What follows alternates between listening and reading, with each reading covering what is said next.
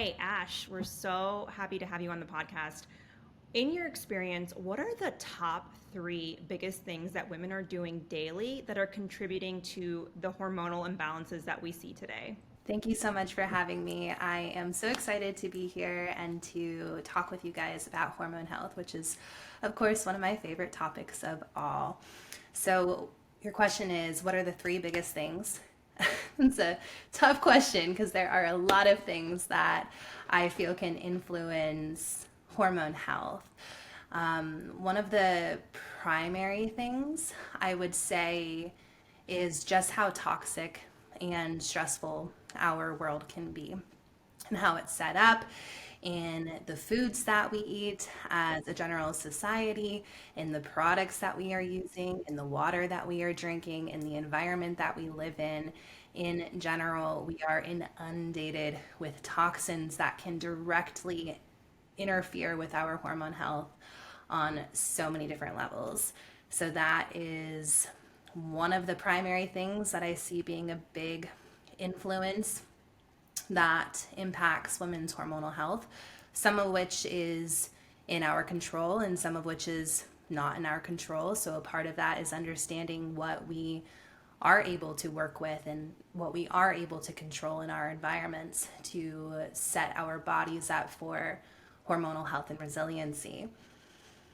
Beyond that, I would say a lot of the things that could be contributing to those struggles with hormonal imbalances is very societally programmed, such as the pressure to go against the natural female cycle, for one, and how we kind of live in a man's world and we live in this very linear sort of setting. We're told to hit the grind, to work all day, to we pressure ourselves to be perfectionists, to have everything go a certain way, and we tend to, when following that path, we tend to go against, we tend to resist the natural female cycle and how our bodies are set up and designed to operate on a physiological level. And so this sort of ingrained societal programming of how women in general are living and how we're taught to live, and how this starts from a young age. Go to school, get your work done, have a career, hustle, grind, all of that. It perpetuates. But more in all, so many women are so disconnected to their cycle and what it means to be a cyclical being. So, this personal disconnection to the cyclical self, which is no one's fault. I don't want to say that it's anybody's fault, but just more so that societal programming has led to a lot of these imbalances, because when we are going against the grain, so to speak, that just disrupts that natural flow and that natural cycle in the female body. So there is beauty to this physiological differentiation between males and females. And I think that that is another area to really look at and evaluate as a society, as individuals, as human beings. And maybe one reason why hormone imbalances are so common is because we don't talk about this as often as we should. Yeah, and can I just pause right there, Ash? I'd love to jump in just on that second point because it just speaks to my own experience, not living my truth with my cycle. And I'm sure there's so many women who are listening who are grinding at work, right? Everyone who's listening is a high achieving woman. They're looking to optimize their health. So from your perspective, you see this with, I'm sure, a lot of your, clients and people you work with, but maybe what are some things that you can share where women can incorporate today to kind of live more in harmony with their cycle? And maybe that's even taking a step back to even walk through what is our cycle like and how can we honor it if we're not educated on it? Yeah.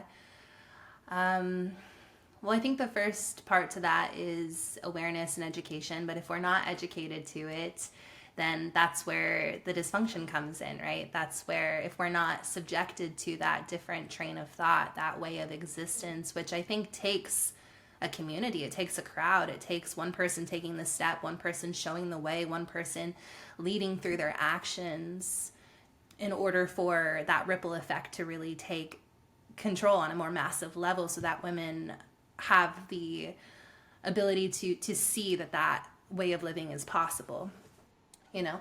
But I think that can be broken apart into to many different in many different ways, depending on if we're speaking to the individual, if we're speaking to the workplace, if we're speaking to the school systems. You know, how are we going to implement that? How are we going to spread that awareness?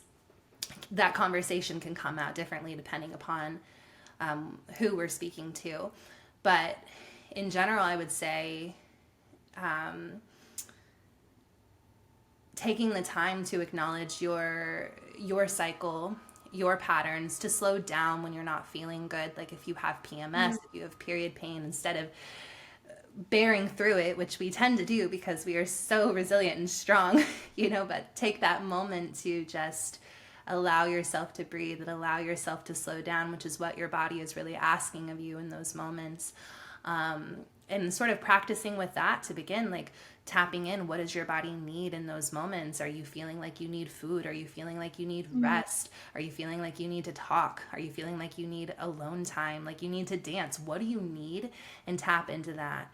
And I would say that's a really good starting point for most people. And then beyond that, taking that conversation and expanding it into your full menstrual cycle, because menstruation is just a piece to it, but it is the most prominent piece to it that so many of us are experiencing and aware of on a monthly basis. But the entire cycle is that full average of 28 days. And when we are able to tap into that cyclical nature a little bit more clearly, we can see that our energy fluctuations go up and down according to where we are in our cycle. So you may have a little bit more of a natural influx of your energy after your period ends, and then that kind of peaks around the mid-cycle point when you're ovulating, and then starts to slump, or you may have some more symptoms after that point as you lean more towards your period. And I think when we are looking at the cycle from this perspective, we can begin to have a more clear understanding of what it is that we may experience at a certain point in time, so that we can work with our natural energy flows, because there's nothing wrong with this up and down. It's just a matter of recognizing it, honoring it, and working with it instead of against it. And if you're listening to this and you're like, what the hell is cyclical living? I've never heard of anything like this before. I'm a woman, I have my period. What are you talking about? Ash just explained it, but essentially because of the fluctuations in our hormones, we feel differently. Women in their reproductive years feel differently throughout the month. And so if one week you're feeling super extroverted and then the next week you're feeling super introverted, it's not because, you know, there could be something deeper going on, but it's also fully okay to feel that way. And I know Yasmin and I talk about this all the time. When I tapped into this, especially lately, and said, you know what, I actually have this plan or this meeting that might not go well, and it's going to be around a time where I know I typically feel a little bit sad, or I feel a little bit like I want to go inward, I can cancel that. I can reschedule it. Or if I know like, hey, this is going to be happening in my follicular phase or when I'm ovulating and it's going to be great and I want to take advantage of that. Or if I'm having a conflict and I know that maybe I might overreact just because of the way that I'm feeling in that moment, it's okay to be like, this is not the best time to talk about this specific thing, because I know I'm just not in a place to communicate it about it in a way that I want to right now. So there's so many different ways that we can honor this. And as you mentioned, the world is not necessarily set up to support that in us, but we can apply it in little ways in our own lives when it comes to just social activities or work meetings, if you have the freedom to kind of schedule things. So there's so many different things that we can do. And I'm curious, Ash, how did all of this become important to you? Like, why did you start to care about this? Well, I would say a lot of it started with my own personal journey, as it does for many. You know, you come into this point where you're like, enough is enough, right? I had a lot of hormonal based issues, a lot of hormonal based symptoms. I was not receiving adequate support from the medical care system, which led to me having to seek out those answers for myself. And then I became a practitioner. And then I realized how sparse the information actually was, getting accessible information surrounding hormone health and women's health was even for practitioners, which took me down an even further rabbit hole of accessibility and why it is that the medical system as a whole is very lacking in its ability to properly support, understand, and care from this holistic perspective. But a lot of it just stemmed from my own, the why this is so important to me started from my own experience, but then turned into more of recognizing how big this issue is and that it stems beyond me. So it started with me feeling like I needed something, needed to give. I need something. I need to find the answers into other women need these answers. I mean, this information needs to be out there. Practitioners need this information. We need to be expanding our understanding of hormone health far beyond ourselves, but into our communities and into the medical system too, so that we can truly make some lasting, profound change on a global level. But why, if we're really talking about why is hormone health so important, why is cyclical health so important? And when we're speaking to cyclical health, this is a way of living, this is a way of being, this is a way of understanding the body, but a lot of it boils down to hormones, because the hormones, our hormones, are what operate that cyclical, our cyclical existence. So our menstrual cycle as a whole is operated, conducted by those hormones. And the interesting thing that I find about hormone health, and this is my philosophy and passion project, I will say, is that hormone health definitely plays a role in cyclical health and the way that a woman is able to live, perceive, and understand her life. But beyond that, when we're talking about hormone health, oftentimes a lot of people automatically associate it with something like cyclical health, menstruation, reproduction, fecundity. It's all centered around reproductive health to a degree, which is true, but this fails to expand the conversation of hormones beyond that into understanding how and where hormone health plays a role in every single body system and in every single area of a woman's health and well-being. So when we're talking about things such as why is it that women are statistically, maybe I forget the specific statistic, but I think it's around 70% more likely to experience adverse reactions to pharmaceutical drugs than men, or why is it that so many more women have issues with chronic health conditions such as autoimmunity, IBS, mental health issues, inflammatory conditions, cancer development. Why are we experiencing these things which stem beyond reproduction, right? And this is where I think understanding hormonal health can be really profound, because we can take this understanding of hormone health and we can see how and where it applies to other areas of a woman's health and well-being and her experience of her life. And so, I mean, speaking to practitioners, I think that this is working with hormone health in this capacity is really important for helping to support women on a more foundational level and allowing them to experience the full potential of their life, not just their ability to reproduce, because that's not every woman's goal, for one. And so we need to be considering how and where hormone health is important in other areas. And I think that is the ticket to helping women take back control of their life. So cyclical health is one part of it, but it's everything else at the same time. Yeah, absolutely. And we often joke that people hear that we have a company around supporting women's hormones and they roll their eyes and they think, oh, this is not for me.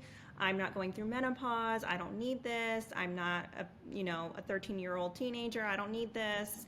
And that hormones are so much bigger than just what people perceive, and there's different classes of hormones. And if I haven't mentioned this already, Ashe has an amazing program on hormonal health, which I'm currently doing.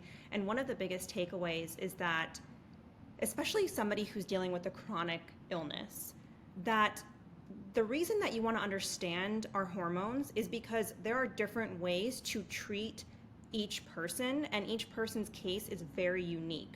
So for example, we talk to a lot of women who have PCOS, And they might go to their doctor and their doctor's like, okay, you have PCOS, maybe you have an insulin issue. If they catch that, here's some metformin, or this is just the issue you have. You probably are infertile, like move on with your life.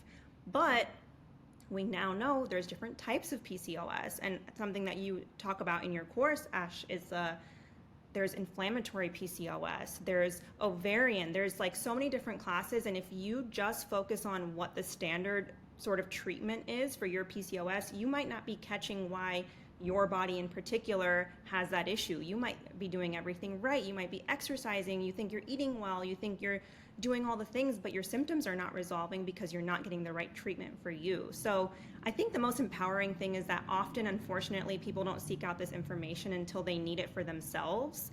But, you know, maybe you have a family member or something like that. But even if you're just trying to optimize your life, understanding your hormones is so critical. So I love that we're having this conversation, and that's just a little shout out for your program, because if you want to understand it, you got to check it out.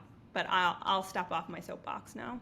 Yeah, and our program is geared more towards health professionals, people who are in the health and wellness space, who want to have that deeper understanding of those physiological impacts. And here's maybe a mild controversial thing that I'm going to say, but I believe PCOS is more of a symptom than it is a root cause of anything, you know, because when we're talking about hormone imbalances, and this is where I think a lot of people tend to roll their eyes, even some practitioners, because they go, oh, hormone imbalances, those aren't root causes. So we need to be working on other things. We need to be looking at digestive health. We need to be looking at, you know, nutrition, inflammation, all these other areas before we get to the hormone imbalances. But I think one of the things that we tend to neglect is that our hormones, the endocrine system, the hormonal system, is the body's primary line of communication. It's how the body speaks to us.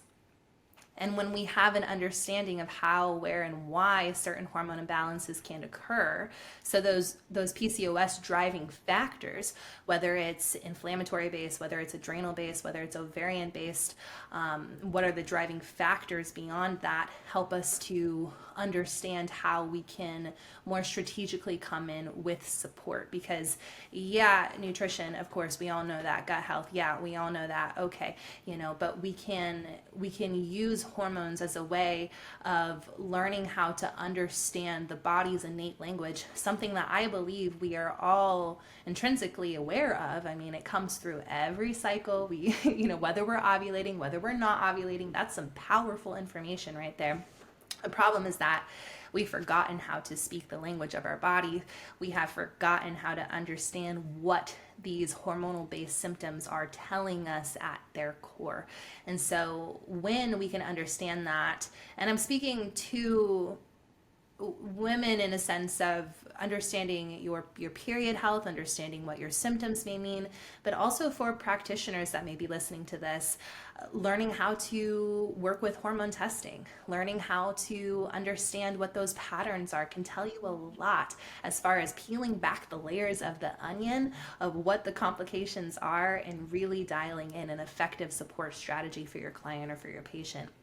And so by doing that, it can help us to more easily understand what those root imbalances are, because that way we can get more strategic in the supplementation and the botanicals and the nutraceuticals that we are using. And we can also use it as a way to help to monitor progress along the way to make sure that the support mechanisms we are providing are actually having a positive impact. Absolutely.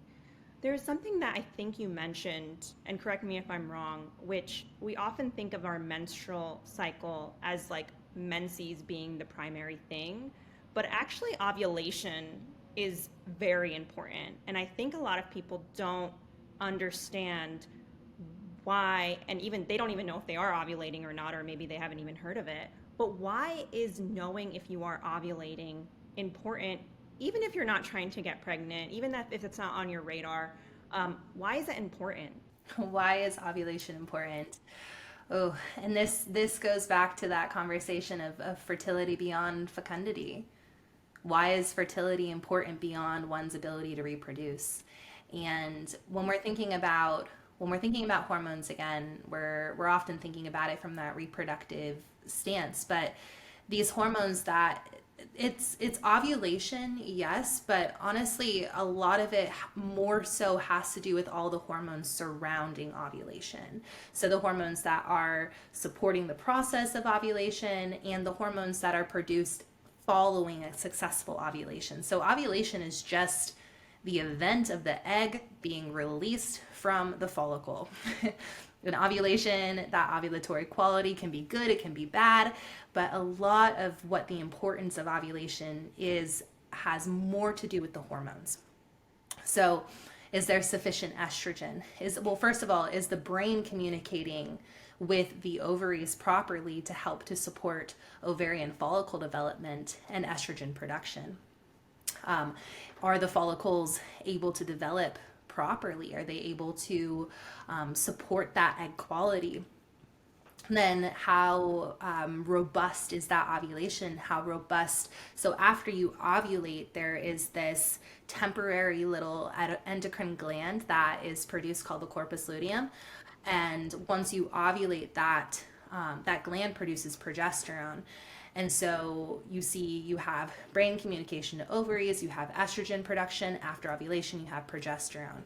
And these hormones, the estrogen, and I'll stick with estrogen and progesterone now to make it more simple, but those are the hormones that have a role in so many other areas of a woman's health and well-being. So when you're asking why is ovulation important beyond one's ability to reproduce, it's the estrogen, it's the progesterone, and the testosterone, and all the other little hormones that are involved that are helping to support things like your insulin sensitivity, your blood sugar balance, your brain health, your neuroplasticity, your GABA production, your mood regulation, your ability to produce serotonin and feel happy, your gut health, your bone health. I mean, the list goes on and on and on.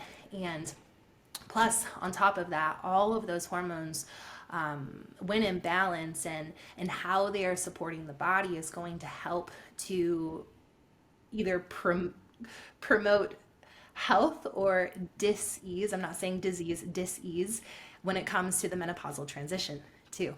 So we want to be thinking about it from this bigger picture perspective of how and where those hormones are playing a role in our current experience and our future experience of aging. One thing I'd love to get your thoughts on, a lot of the theme of this interview is twofold. One of them, which I'm so passionate about, is understanding your hormones isn't only when you're trying to get pregnant. It's so much broader than that, right? It's how we show up as our best selves, which like Kay and I are so passionate, from a business perspective, like how do we support women to feel good every day, to go after their biggest goals and their dreams? And the second theme I would say is you talking a lot about how important it is for women to be connected to our bodies. And, this is something that I'm consistently working on. And one big aspect that I think has really impacted my own journey is me being on birth control from a young age because of PMS, right? Not for preconception, but specifically me going on it because I had horrible PMS and getting off of it and learning, oh my gosh, my body feels completely different. I'm trying to understand this whole cyclical living that we're talking about. For any woman who's listening today who is on birth control, thinking about coming off of it, how can they support their bodies through that transition? Good question. Well, it depends on what kind of birth control you're on. I always feel like when I get asked a question, I have 20 more questions before I can actually answer the question. But one of those is, what kind of birth control are you on? Because that's going to determine how you can come off of it. So if you're taking the pill, and just stop taking the pill. If you are on an IUD, you might have to make the appointment to actually get that IUD out. Same with the implant. If you're on the shot, you may have to wait a little while in order for your hormones to go back to normal.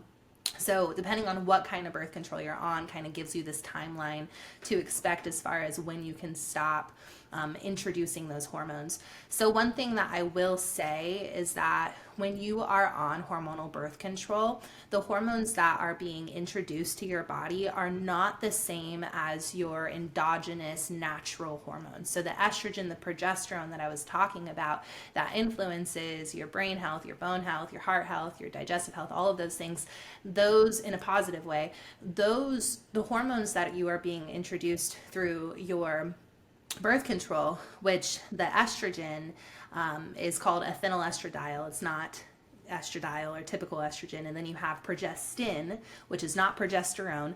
So we first have to understand that these hormones that are being introduced to us are different. So they're not going to have the same physiological impact or support mechanisms as our natural hormones. So that's a big reason why a lot of women experience symptoms and issues and side effects from taking hormonal birth control.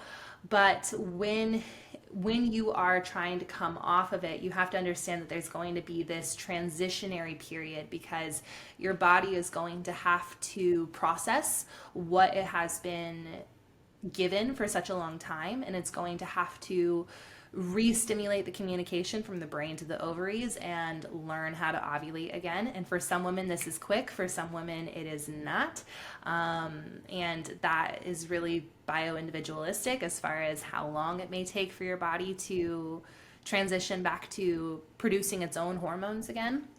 But that time frame can be really symptomatic for some individuals, and what symptoms you experience may also depend on what birth control option you were taking. It's a whole nother podcast conversation. I know, we'll have to do a part 2. But essentially, if you understand, let's say that you're working with a practitioner. Let's say you're working with someone like me, or you're working with someone who's been trained under me.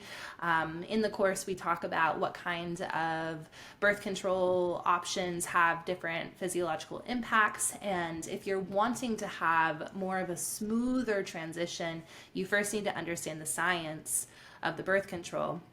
Because when you understand how that birth control is impacting your body, you can support your body according to what symptoms are more likely to be experienced after you discontinue that form of birth control. So that can help with the transition just a little bit, but also things like supporting your body 3 months before you come off of it, getting your blood sugar dialed in, getting your digestive support down, staying hydrated, taking a high quality multivitamin or something along those lines, because birth control can deplete a lot of nutrients from the body.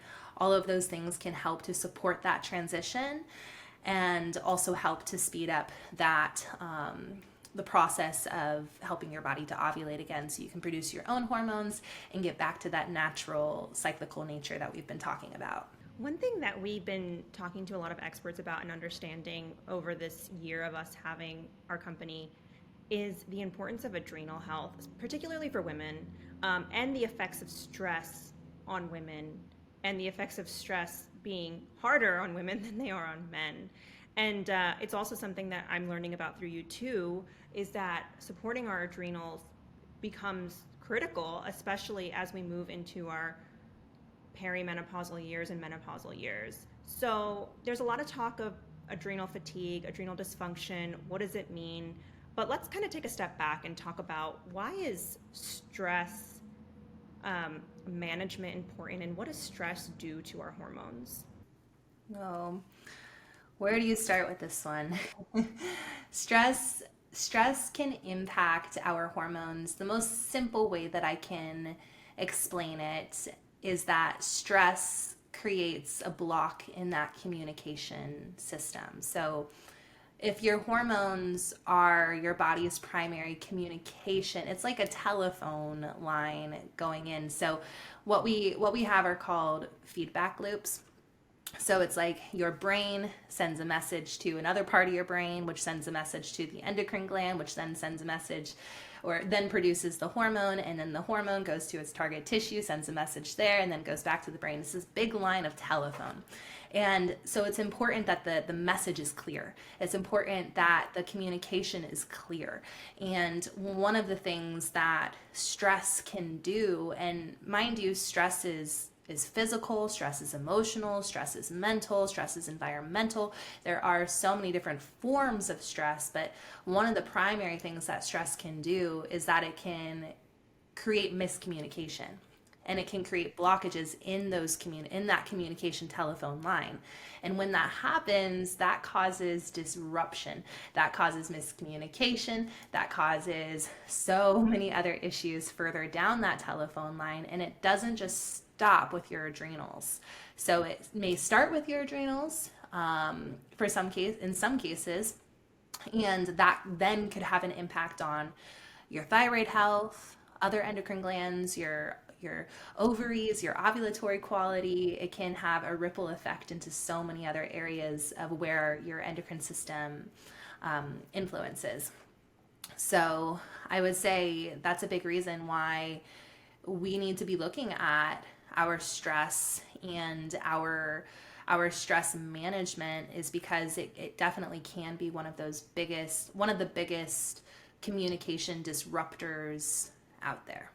And I'm curious, when stress management is such a broad term, and I know there's so many things that go under that, but are there any a few techniques that you like, that you recommend if someone's coming to you and they're like, Ash, I know I'm stressed, I'm doing my best to manage it, but do you have any recommendations there on what they can do in their day-to-day life? Yes.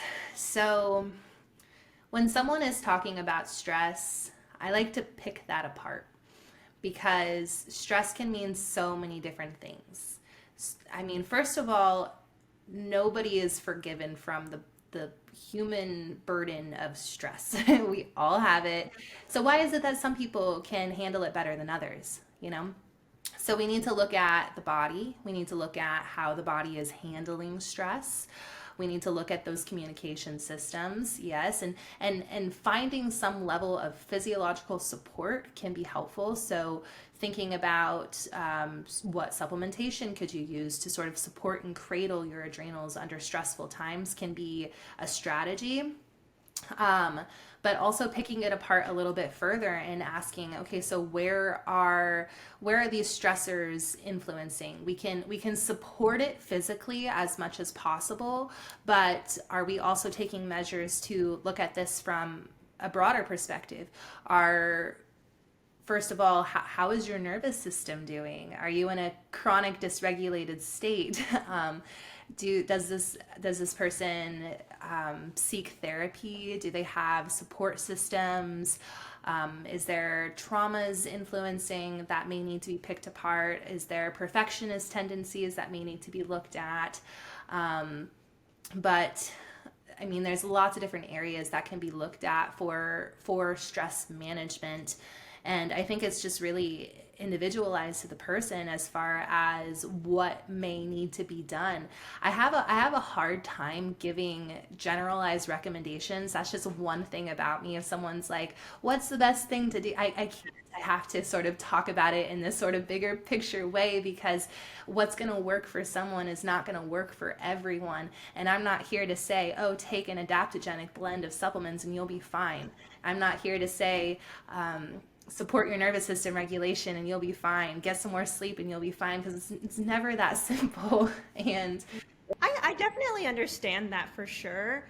I think the one thing I will say about that too, add to it, is that so many people are not doing the basics, right? Like there's just the basic fundamental things that when I do talk to some of my friends, for example, or even if I look at my own life, like I won't point any fingers out, but sometimes feeling off and I'm like, am I sleeping? Like, am I going to bed on time? Am I eating a blood sugar balancing meal? Am I, going outside in nature and something like that? And I think when it comes to people like us who we work with people on an individualistic level, we're often looking at blood work and all of that. It's so awesome that we get to do those things, especially for people who are in a more complicated case, or they feel like they've been trying to do everything right, or maybe there's something specific. But I also like to try sometimes to take a step back to people who don't have access as much for those types of things. So I definitely see like both sides of it. And also I totally get what you're saying too, because like you said, not everybody's sometimes people don't need to be doing more, they need to be doing less. And so I think that's also a big part of it too. So I definitely understand what you're saying. I love that, what you just said, not doing more, but doing less. I think, so many people will put more on their plate, or they'll put so much, they'll tell themselves that they're doing something wrong. And I think that when we are stressed, we have to give ourselves a little bit of forgiveness, because this is the only way our body knows how to protect us and how to keep us safe to an extent. So first of all, just remembering that it's okay to be stressed. It's okay to have ups and downs, you know, and whether it's like a small step that you could take to exactly if you're looking at your life and you're like, oh, well, I only get 5 hours of sleep a night. What can you do to help to increase that? You know, what may you need to shift? What may you need to move around in order to support that goal? Is it, you know, what other forms of stress are you experiencing? Do you need someone to communicate with, or even going back to like the physiological impact of it, and just remembering that stress can also be physical too. So looking at your blood sugar, looking at what are you eating first thing in the morning, are you drinking coffee on an empty stomach, are you creating physiological stress and decreasing your ability to respond and resist that stress on a physical level.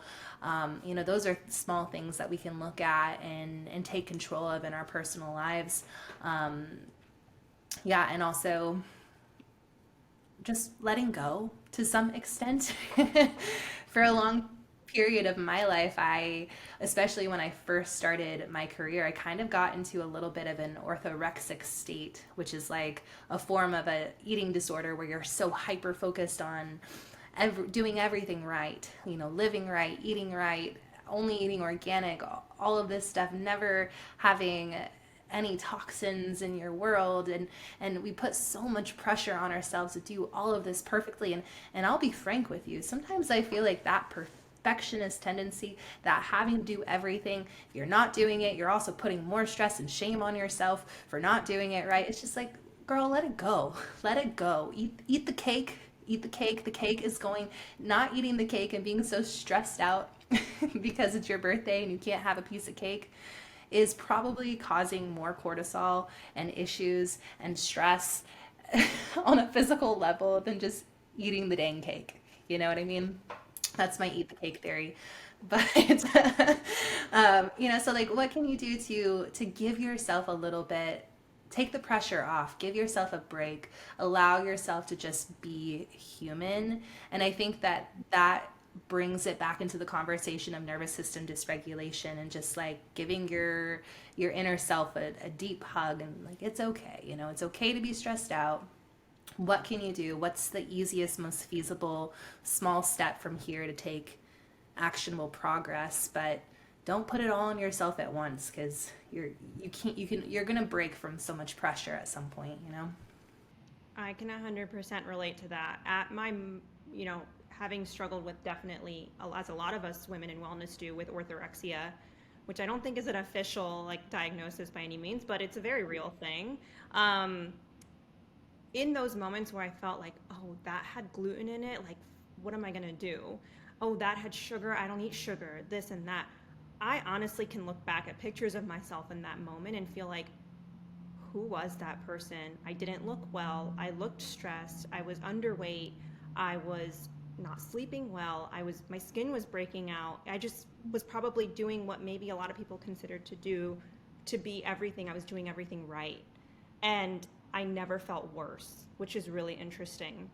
But giving myself, especially after becoming a mom, I can't think about food. Like, I don't have the time to even think about food that way. Like, I'm just doing my best.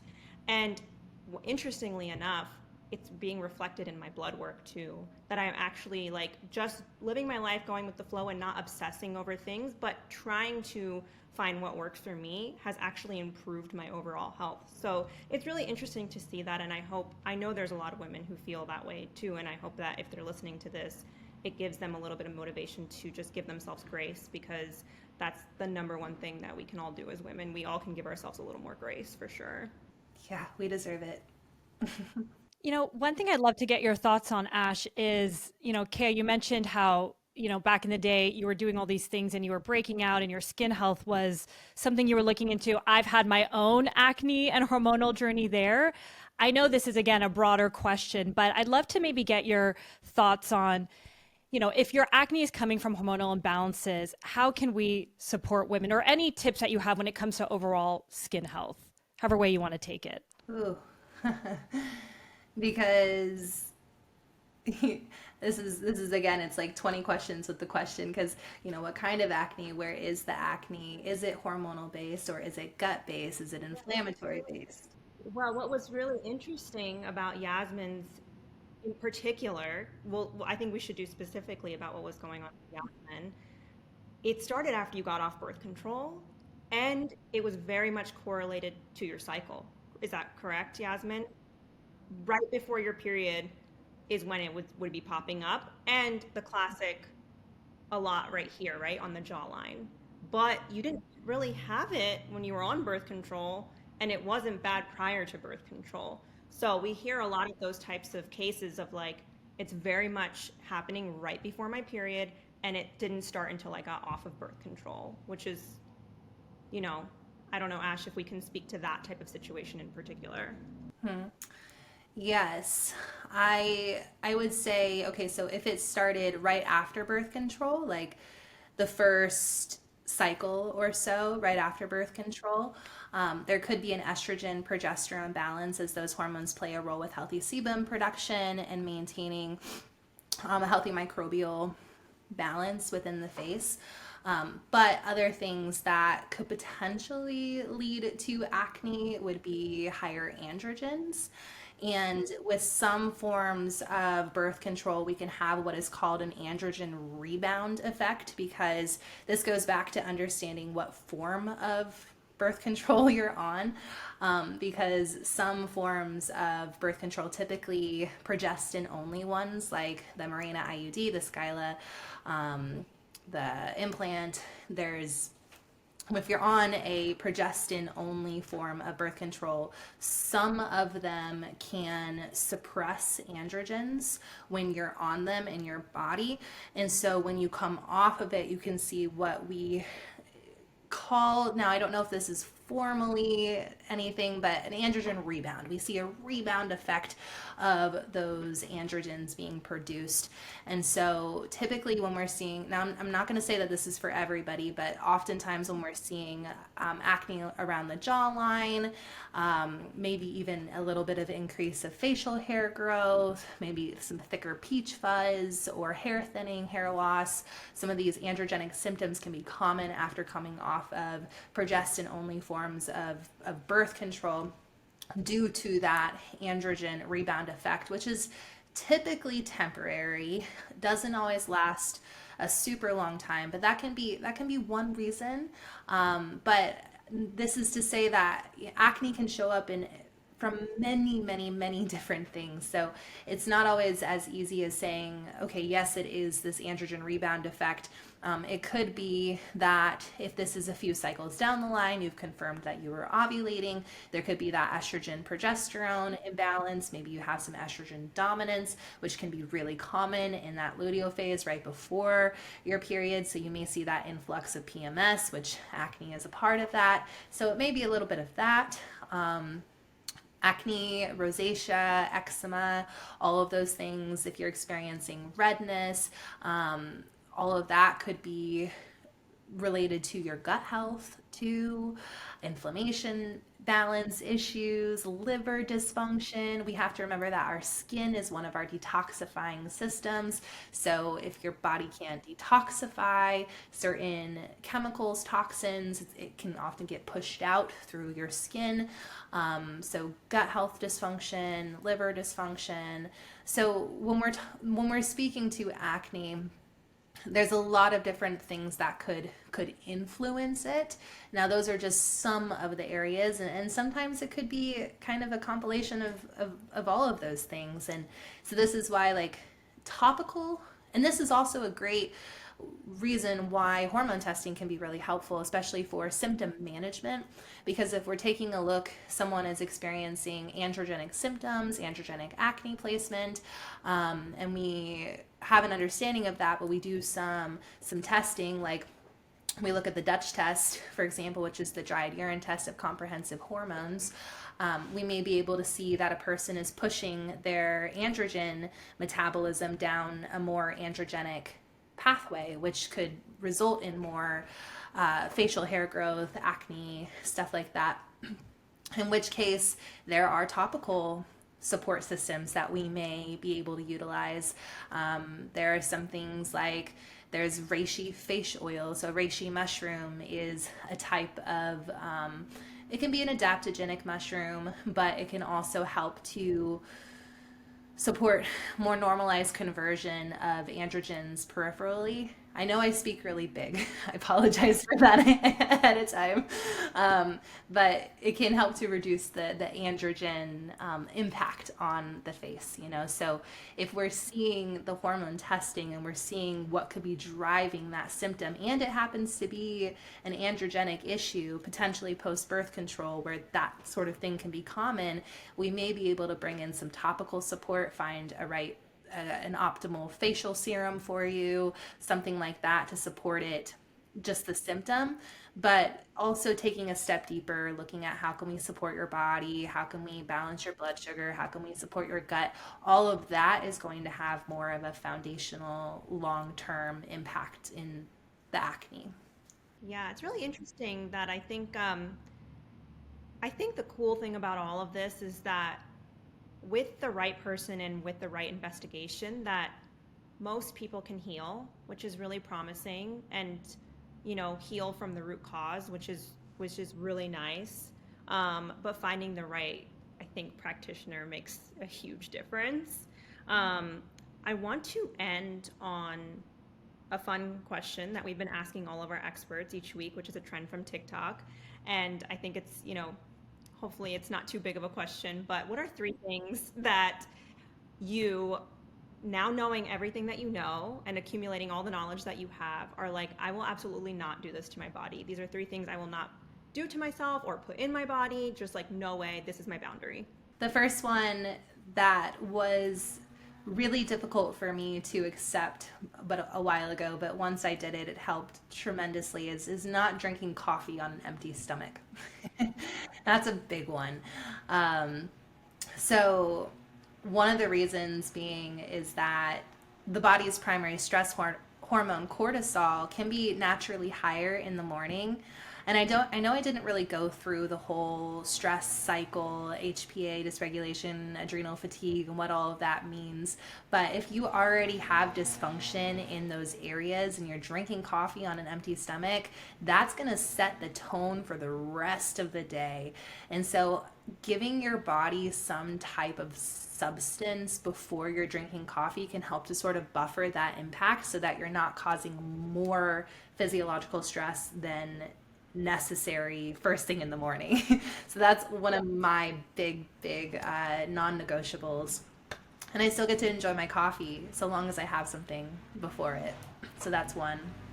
So the second one I would say, and it goes along everything that we've been talking about, is not putting so much stress on myself. For a long time, I adhered to these perfectionist tendencies and wanting to have everything perfect and feeling like if I didn't do it right, then I failed and I have to start back from square one again. And I like to share this analogy sometimes with my clients and with my students. It's that, let's say that you are leaving your house and you have the destination to go to your friend's house or the market or wherever it is, and you walk out the door and you get a few steps going, you feel good about yourself, and then you trip and you stumble and you look down and there was a rock or a log in your way, it was an obstacle in your way, something happened that made you fall. Now, realistically, are you going to stop what you're doing, pick up that rock, turn around and walk back home, and then put the rock on your back, put all the weight on your shoulders, and then start again and leave your house and from the beginning? Realistically, no, but we do that. We make a mistake, we slip up, we fall, we trip, and we pick it up and we go right back from where we began. And when we're thinking about it from this perspective, I would encourage people to look at yourself as you are human, you are on a journey. When you're on a journey, it is unrealistic to think that you're not going to fall on a few rocks or, an unstable terrain. It's unfamiliar. of course you're going to slip up, and this is a part of the process. But instead of looking at that and feeling like you failed and taking yourself back home and starting from the beginning, just pick up where you left off and kept going and learn from that. So for me, that came through as not putting so much stress on myself, remembering to give myself grace, letting go of that control, letting go of what I may not be able to control within my life, or those obstacles that come up, learning how to navigate them, giving myself some flexibility, giving myself some breathing room to be human, living in that 80-20, considering what brings you happiness and joy and finding balance in between the two. For example, I personally, I eat really clean. I cook my own food. I cook about 90% of my own meals. I eat organic. I get really high quality products. I use sustainable cleaning products in my home. I'm really careful about what products I'm bringing into my world. But I love to get my nails done. I love getting my nails done, you know? And for the longest time, I was like, oh, if I get my nails done, how could I be a hormone health educator and have fancy nails? And I just had to, at some point, let go of that narrative because I just love getting my nails done. It brings me joy. It brings me happiness. I love having them commented on. It's a way that I can connect with people, and it's something that brings me joy. And it's like I do so many other things. I have built this lifestyle for myself in other ways, as far as eating well, having clean products in my home. You pick and choose your poison. So, like, don't put so much stress on yourself. Pick and choose how and where you want to live your life. Design a life that is 80-20. Have some joy, have some flexibility, have some freedom. You're not a robot. Yeah. So I that's hear that. I hear the nails one quite a bit, right? Yeah. yes. And then I would say the third one would just be to what is one other thing that I wouldn't do? Ignore my cyclical nature. I mean, once I learned about my body and my hormones and how they influence my personal tendencies, my flow, my decision making processes, how I interact with my community, how I interact with my friends, my relationships. It also influences my workflow, how I interact with my clients, when I choose to accept podcast interviews, all of these things. My cyclical nature has become ingrained into my life in a way that I live and breathe it. And so for me, it's like it is having an understanding of this has helped me to better understand my body. It's helped me to make more aligned decisions. It's helped me to tap into who I am on a deeper level. And so if there's one thing that I would not do is ignore that, as far as like making a decision that goes against that, or forcing myself to do something at a period of time where I'm just like, no, no, no, my body just needs to rest right now. That's kind of what I mean. Leaning into my energy fluctuations, leaning into my needs, that I would say is really important to me. And now that I know about it, I wouldn't not do that, if that makes sense. Yeah. Yeah, you can't unsee it. Once you see Yeah. it, Yes. Exactly. yeah. Well, I love those. And Ash, thank you so much for joining us today and talking to us about all of these things about hormonal health, something we're super passionate about. So thank you for being here. Thank you. Thank you so much for having me. It's been an honor and lovely to chat with the both of you.